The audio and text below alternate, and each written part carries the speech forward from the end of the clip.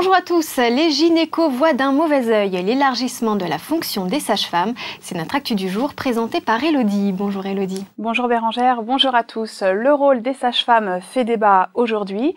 En effet, le syndicat des gynécologues libéraux, le SGL, s'oppose à l'adoption d'un texte par les députés permettant aux sages-femmes d'assurer le suivi et la surveillance de la contraception biologique, et ce sans recours obligatoire à un médecin, comme il est exigé aujourd'hui.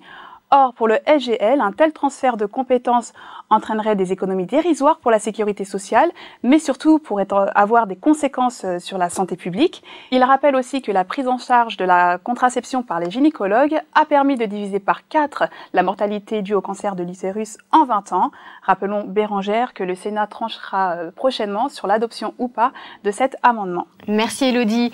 On enchaîne avec la chronique d'écho de Guillaume, le rédacteur en chef du site dekio.fr, le moteur de recherche 100% d'écho.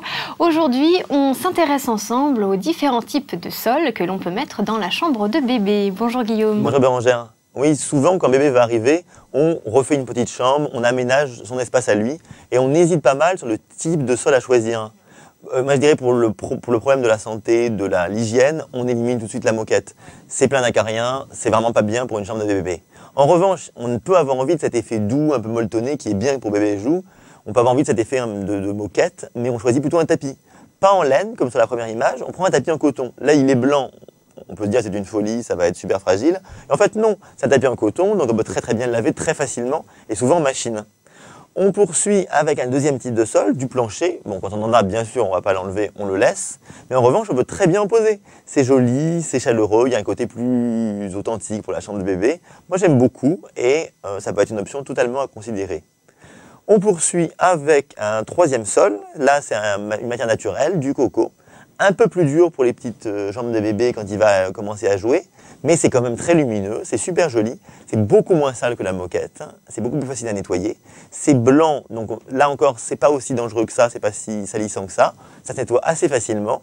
Et en plus, comme c'est pas très cher, on peut très bien le changer au bout de quelques années quand il est définitivement usé. D'accord.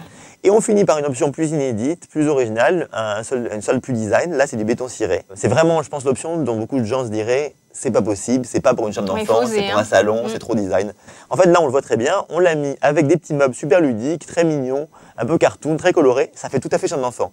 C'est une option plus design, peut-être plus osée, mais ça n'est pas du tout inconcevable pour une chambre de bébé, à mon avis. D'accord. Eh bien, merci beaucoup Guillaume pour ces conseils pratiques. Je vous dis à demain pour de nouvelles news. Salut!